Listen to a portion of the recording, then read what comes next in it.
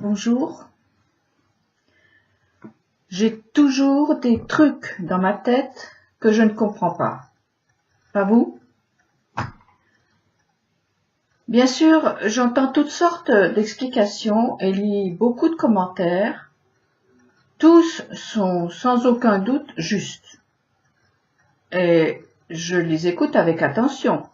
Mais cela ne pénètre pas forcément dans mon cœur.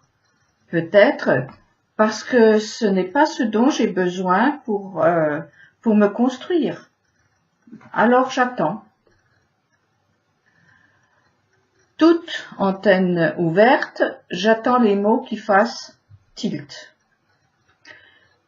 Mais je puis vous garantir qu'ils sont toujours venus, ou plutôt, je pense qu'ils étaient toujours là, mais que j'avais besoin d'évoluer pour les entendre. Un peu comme les découvertes scientifiques qui doivent attendre la fabrication d'appareils adéquats ou de cerveaux plus avancés. Les idées, les savoirs sont là, mais les appareils sont trop grossiers, les logiciels pas de niveau. Il faut d'abord les perfectionner, les affiner.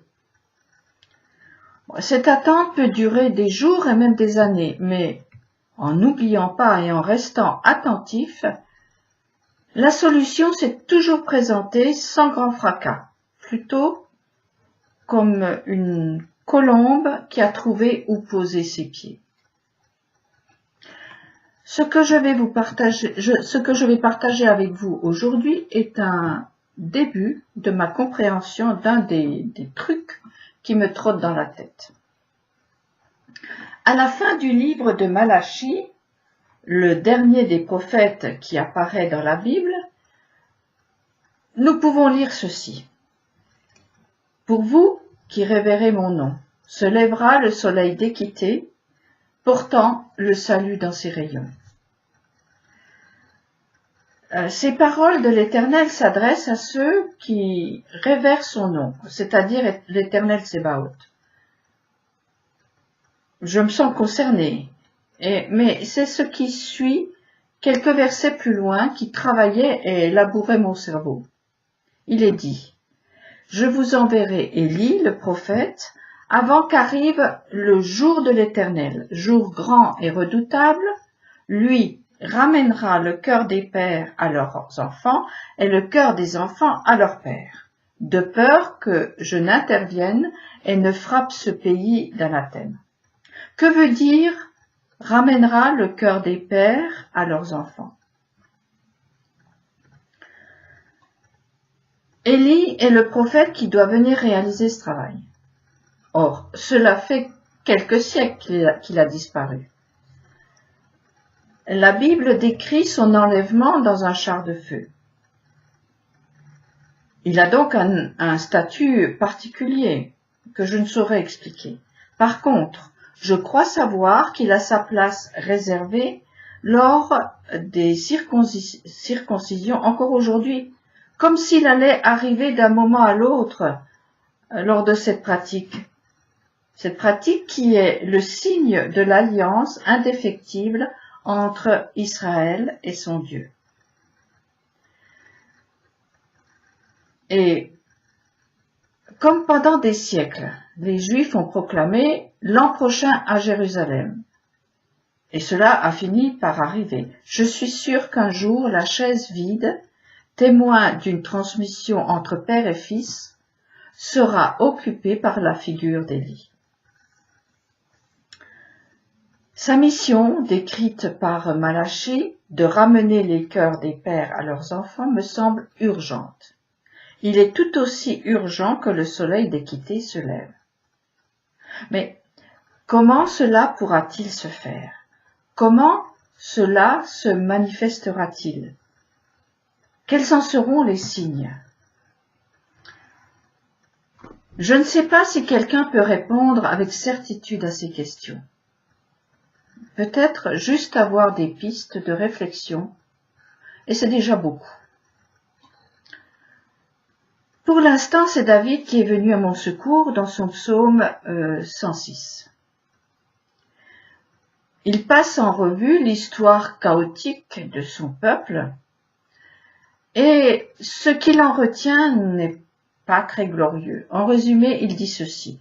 Nos pères n'ont rien compris, ils ont fait ceci ou cela, et ce ne sont pas simplement de petites erreurs. Vu d'ici, ça semble presque impossible qu'ils aient été aussi nuls. Mais ce qui est fantastique, c'est que, malgré leur mémoire courte, l'Éternel les a sortis du pétrin à chaque fois. Mais chaque fois, ils ont recommencé. David, au lieu de se désolidariser de leurs actions et les accuser, dit « Nous avons péché tout comme nos pères, c'est-à-dire nous sommes leurs fils, leurs dignes fils, capables des mêmes méfaits, et il prie Dieu dans ce sens. Agis avec nous comme avec eux, et pitié comme un père a pitié de ses enfants. » Dans un autre psaume, le 118, David dit « La pierre négligée par les constructeurs est devenue la principale de l'angle. » De quelle pierre s'agit-il? Bon, là aussi, il y a d'innombrables sens. C'est le mot « pierre » écrit en hébreu « even » qui m'a ouvert une porte. « Even » divisé en deux devient Ab, père, et Ben, fils. Père plus fils égale pierre, Even. De cette pierre vivante coule un ruisseau qui alimente les générations suivantes à l'image du rocher dans le désert d'où a jailli l'eau qui a permis la survie du peuple sorti d'Égypte. Tout est question de transmission par le dialogue. Élie doit venir pour construire avec des pierres even, où le père et le fils ne se rejettent pas la faute. Ils sont responsables ensemble et se respectent au point d'assumer la réparation de l'autre qui n'a peut-être pas eu les outils adéquats pour comprendre et savoir. Dans les 10 paroles, le respect dû aux parents est gravé sur la même pierre que la relation à l'Éternel et au Shabbat. Ce respect est donc la clé de voûte de la porte qui ouvre ce que tous ceux qui respectent son nom, est-il dit, attendent. Le jour grand et redoutable où chacun aura sa place. David écrit ce que ses pères ont été capables de faire. Il laisse entendre que leurs fils sont capables des mêmes méfaits. Malgré tout, ou à cause de ses faiblesses, David demande la même mansuétude et est sûr de l'obtenir, car il reconnaît ses fautes, contrairement à ce qui s'est passé pour le premier couple et leurs premiers descendants. L'histoire des pères dessine un chemin. Les faits vécus par les pères sont des lumières sur le sentier des fils. Ils éclairent ce qu'il est bon d'éviter ou de prendre. Sans leur témoignage et les leçons que chaque fils peut en tirer, l'histoire tourne en rond comme une danse infernale de répétitions morbides. On apprend plus de ses erreurs que de ses réussites. C'est le même principe pour le fils qui entend ou voit les faits et gestes de son père. Il apprend de ses erreurs et de ses réussites s'il a l'humilité de respecter ce qu'est un père, c'est-à-dire un homme avec ses qualités et ses défauts qui se bat pour vivre tout comme lui le fait ou devra le faire. Peut-être ce père s'y prend mal. Qu'à cela ne tienne, le fils peut choisir une autre voie, s'il a retenu la leçon. Daniel Siboni a insisté sur le fait qu'il n'est pas demandé d'aimer ses parents, mais de les respecter, même s'ils ne sont pas aimables. C'est ce lien de transmission que Élie doit renouer pour la reconstruction d'un temps nouveau qui ne bégaiera plus. Je suis fort étonné de constater le manque de connaissance de l'histoire des parents qui ont été à l'origine de notre civilisation. Sans cette connaissance et un retour régulier à leurs faits et gestes, comment garder les pieds sur terre? Comment ne pas perdre pied? Nous ne sommes pas des anges.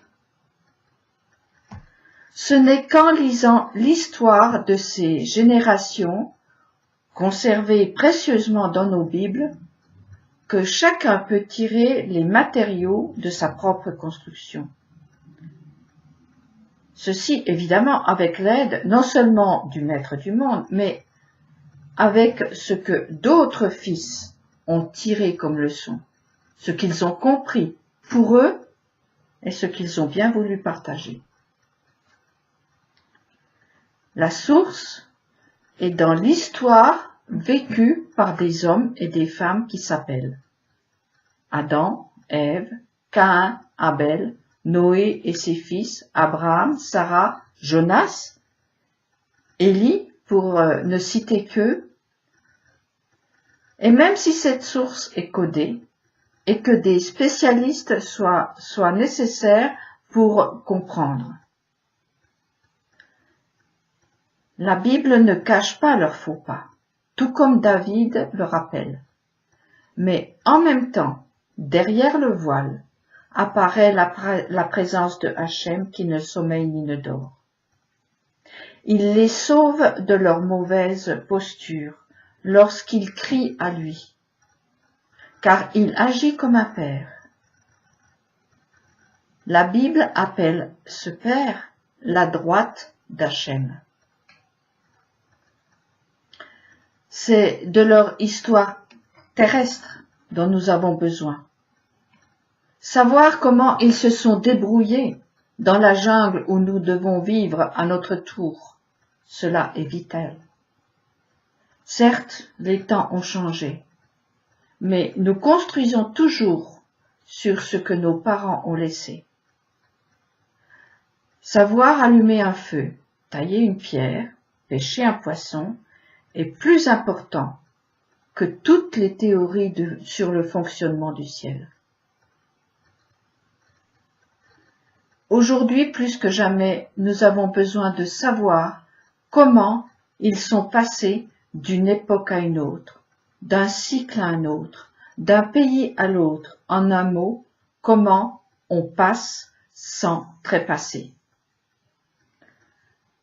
Ce sont les exemples des pères, heureux ou malheureux, qui font passer d'une génération à l'autre. Rompre le lien entre père et fils, c'est détruire la force civilisatrice, autrement dit, retourner à la barbarie.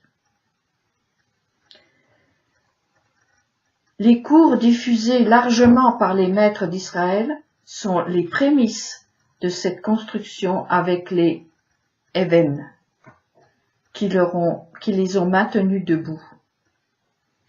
L'esprit d'Élie est actif aujourd'hui à travers eux. Écoutons-les. Il s'entend bien sûr que je n'écarte pas les femmes et les filles de mon approche. Dans les mots père et fils, il faut entendre aussi mère, fille. L'image de l'arbre et son fruit me semble très explicite et complète. Mais je suis sûre que vous m'avez comprise.